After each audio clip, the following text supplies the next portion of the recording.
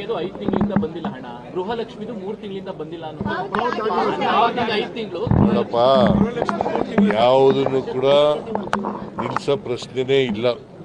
Number 1 ಪಾವತಿ ಮಾಡಿದೀವಿ ಅಂದ್ರೆ ಮಾಡ್ತೀವಿ. ಮಾರ್ಚ್ 2025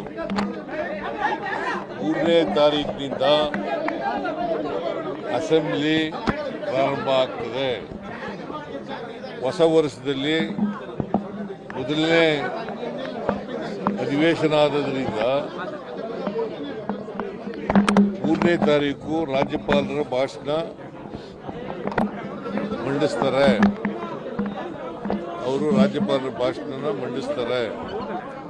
ಅದರ ಮೇಲೆ ಚರ್ಚೆ ಮಂಗಳವಾರ, ಬುಧವಾರ, ಗುರುವಾರ ನಡೀತದೆ. ಶುಕ್ರವಾರ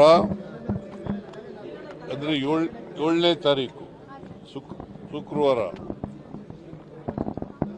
25-26ನೇ ಸಾಲಿನ ಬಗ್ಗೆದು 5 ತಿಂಗಳಿಂದ ಬಂದಿಲ್ಲ ಹಣ, ಗೃಹಲಕ್ಷ್ಮಿದು 3 ತಿಂಗಳಿಂದ ಬಂದಿಲ್ಲ ಅನ್ನೋ